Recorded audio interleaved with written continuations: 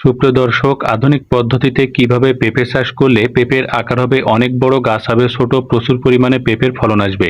তো দেখতে পাচ্ছেন কিছু ঘরোয়া উপাদানের সাহায্যে সম্পূর্ণ প্রাকৃতিকভাবেই একটি বিশেষ খাবার তৈরি করে দেখাবো। খাবারটি যদি সঠিক নিয়মে তৈরি করে পেঁপে গাছে ব্যবহার করতে পারেন, সেটা চারা গাছ হোক কিংবা বয়স্ক গাছ হোক না কেন, সকল বয়সের গাছে যদি সঠিকভাবে ব্যবহার করতে পারেন, আপনার পেঁপের প্রোডাকশন অনেক গুণ বৃদ্ধি পাবে।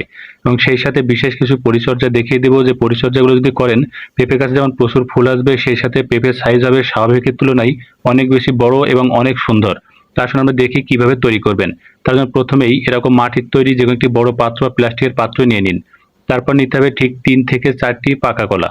তো দেখতে পাচ্ছেন আমরা 3টি পাকা কলা নিয়ে নিলাম। এই পাকা কলার খোসা এর থেকে চিকে নিতে হবে। তো বলে রাখি, পাকা কলার খোসা হচ্ছে একটি প্রাকৃতিক হরমোন। আপনারা যারা ফাঙ্গিসাইড ইউজ করেন গাছের প্রোডাকশনকে বুস্ট আপ করার জন্য, বিভিন্ন যে হরমোন, তার বিকল্প হিসেবে আপনারা চাইলে কলার খোসা ব্যবহার করতে পারেন। একটি কাঁচির সাহায্যে কলার খোসাগুলা কুচি কুচি করে কেটে নিয়ে নিতে হবে।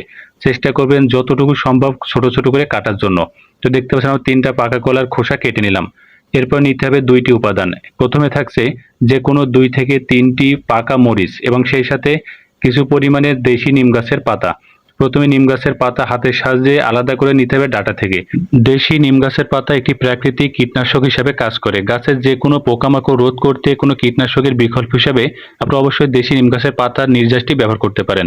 তো এটি কাছের সাহায্যে ঠিক ছোট ছোট করে এভাবে কেটে নিতে হবে নিম গাছের পাতাগুলা।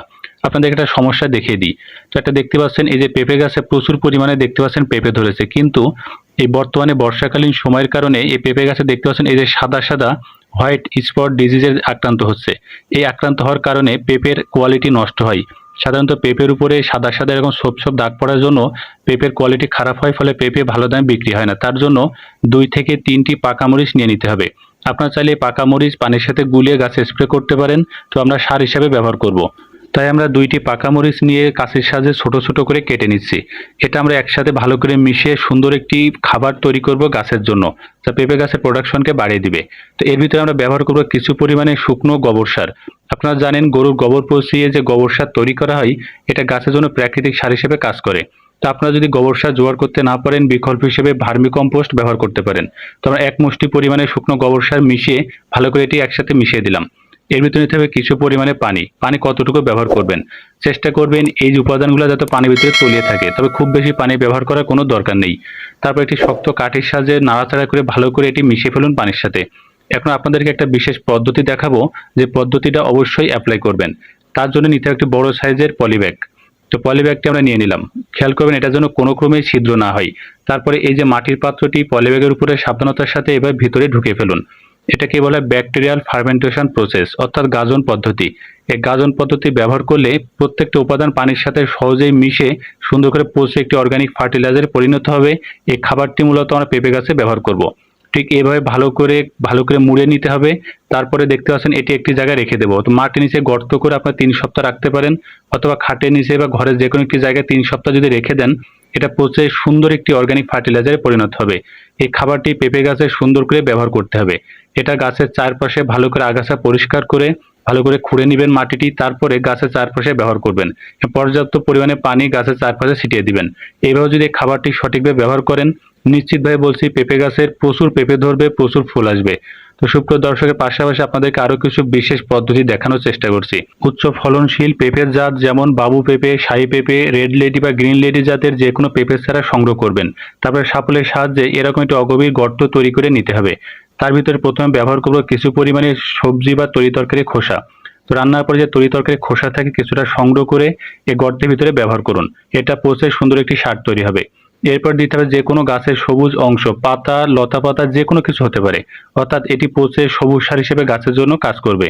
তো এটার পরে দিতে হবে কিছু পরিমাণে শুকনা গোবর সার। এটা মাটির ভিতরে অর্গানিক ফার্টিলাইজার হিসেবে আমরা ব্যবহার করব। তো কিছু শুকনা গোবর সার এর ভিতরে ভালো করে দিয়ে দিন। শুকনা গোবর সার দেওয়া হয়ে গেলে এর ভিতরে দিতে হবে কিছু পরিমাণে ছাই। কাঠ বা গাছের পাতা পোড়ানোর পরে যে ছাই পাওয়া যায়, চুলার ভিতরে ছাই ব্যবহার করতে হবে। ছাই ব্যবহার করলে মাটিতে থাকা ক্ষতিকারক পোকামাকড় দূর হয় এবং গাছের শিকড় দ্রুত বৃদ্ধি পায়, ফলে গাছ অনেক বেশি শক্তি পায়। তো প্রত্যেকটি উপাদান ভালো করে মিশিয়ে চারপাশের মাটি দিয়ে এই গর্তটি ভালো করে চাপা দিয়ে দিতে হবে, যাতে করে মাটির নিচে এগুলো চাপা থাকে, পচে দীর্ঘদিন ধরে গাছের জন্য প্রাকৃতিক সার হিসেবে কাজ করে। এখন এই যে পেঁপে চারা গাছটি কিভাবে রোপণ করবেন, সোজা করে কখনো রোপণ করা যাবে না। তার জন্য একটি ব্লেডের সাহায্যে বা কোনো কিছুর সাহায্যে গাছের গোড়া পলিব্যাগটি ভালো করে কেটে নিন। খেয়াল রাখবেন গাছের গোড়ার চাকটি যেন কখনো না ভাঙে। যদি চাক ভেঙে যায় কখনোই সেই চারা গাছ আর লাগাবেন না। তো এরপরে এই গাছের মাথাটি উত্তর দিকে রেখে গাছের শিকড়টি রাখবেন দক্ষিণ দিকে, অর্থাৎ মাথা উত্তর দিকে, গোড়া থাকবে দক্ষিণ দিকে। এভাবে কাত করে 45 ডিগ্রি অ্যাঙ্গেলে গাছটি লাগাতে হবে। তার চারপাশে মাটি দিয়ে গাছের গোড়াটি ভালো করে চিপে চিপে শক্তভাবে বসিয়ে দিন। তো বসিয়ে দেওয়া হয়ে গেলে উপরে পানি দিয়ে দিতে হবে ভালোভাবে। চেষ্টা করবেন অতিরিক্ত পানি না দেওয়ার। বেশি পানি দিলে পেঁপে গাছের চারাগুলা পচে নষ্ট হয়ে যায়। অবশ্যই হালকা পানি দিবেন। এরপর আরেকটি পলিব্যাগ নিয়ে নিন। তারপর একটি ব্লেড বা কোনো কিছুর সাহায্যে গাছের গোড়ার দিকের এই যে পাতাগুলা ছাঁটাই করবেন। তো এটা করলে কি হবে, রোদের ভিতরে গাছ লাগালে গাছের মাথা নষ্ট হয়ে যায়, তার জন্য ঠিক এভাবে পলিব্যাগটি পরিয়ে দিবেন। এটা 24 ঘন্টা পরে বের করে ফেলবেন, কারণ কোনো ক্রমে যদি পেঁপে গাছের মাথা নষ্ট হয়ে যায় পেঁপে গাছে ফলন হয় না। সুপ্রিয় দর্শক, এই বিশেষ পদ্ধতি মেনে পেঁপে চারা গাছ রোপণ করবেন এবং যে বিশেষ খাবারটি তৈরি করলাম খাবারটি তৈরি করে গাছে সঠিকভাবে ব্যবহার করুন। এতে করে গাছে দেখবেন ছোট অবস্থায় প্রচুর পেঁপে ধরবে। আসুন আরো একটি বিশেষ পদ্ধতি দেখিয়ে দিই। তো এটা চারা গাছ দেখতে পাচ্ছেন, এই যে ফুল আসতে শুরু করেছে, অর্থাৎ যখন গাছে ফুল আসতে শুরু করবে ফুল আসেনি এমন অবস্থায় পেঁয়াজ বা রসুনের যে খোসা থাকবে কিছু, এই খোসা ব্যবহার করতে হবে গাছের গোড়ায়। তো দেখতে পাচ্ছেন পেঁয়াজ এবং রসুনের খোসা, এর ভিতরে প্রচুর পরিমাণে ফসফরাস থাকে যা গাছের দ্রুত ফুল আনতে সহায়তা করে। তো যদি পেঁপে গাছে বেশি বেশি ফুল আনতে চান অবশ্যই এই খোসা ব্যবহার করবেন, তাহলে ছোট অবস্থায় দেখবেন গাছে প্রচুর ফুল আসতে শুরু করবে। এই খাবারগুলো সঠিক পদ্ধতি মেনে অবশ্যই ব্যবহার করুন, আপনার পেঁপের ফলন বহুগুণে বৃদ্ধি পাবে।